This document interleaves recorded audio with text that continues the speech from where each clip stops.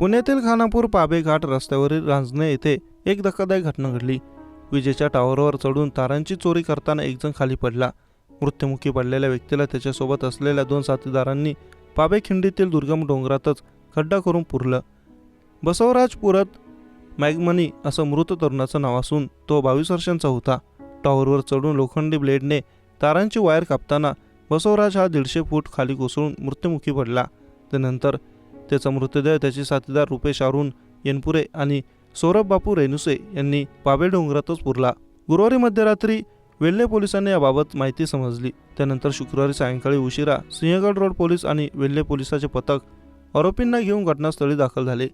Rescue पथकाचे Tanaji Bhosale, Ganesh Sapkal, Sandeep Solskjaer, गुलाब भोंडकर, संजय चोरगे आदींनी मध्यरात्री दुर्गम पाबे डोंगरात धाव घेतली। मात्र अंधार आणि पावसामुळे पहाटे 3:30 पर्यंत घटनास्थळाचा शोध लागला नाही, अशी माहिती वेल्हे पोलीस ठाण्याचे पोलीस उपनिरीक्षक आप्पासाहेब पडळकर यांनी दिली आहे।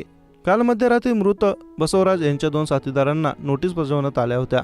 सिंहगड पोलीस ठाण्याचे अधिकारी, पोलीस जवान तसेच वेल्हे पोलीस ठाण्याचे सहाय्यक पोलीस निरीक्षक नितीन खामगळ तसेच महसूल विभागाच्या वरिष्ठ अधिकाऱ्याच्या देखरेखीखाली रेस्क्यू पथकाकडून मृतदेहाचा शोध घेत आहे, अशी माहिती वेल्हे पोलीस ठाण्याचे पोलीस उपनिरीक्षक आप्पासाहेब पडळकर यांनी दिली आहे।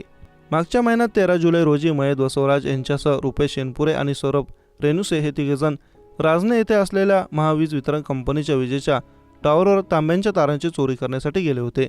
बसवराज हा टॉवरवर चढून लोखंडी ब्लेडने तारांची वायर कापत होता। त्यावेळी तो खाली पडून गंभीर जखमी होऊन त्याचं जागीच निधन झालं।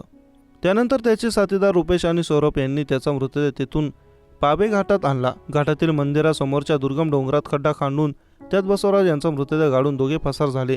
बसवराज हा बेपत्ता झाल्याची फिर्याद त्याच्या नातेवाईकांनी 23 जुलै रोजी सिंहगड रोड पोलीस ठाण्यात दाखल केली होती। या प्रकरणी सिंहगड पोलीस तपास करणार असल्याचे वेल्हे पोलीस ठाण्याचे पोलीस उपनिरीक्षक आप्पासाहेब पडळकर यांनी सांगितलं।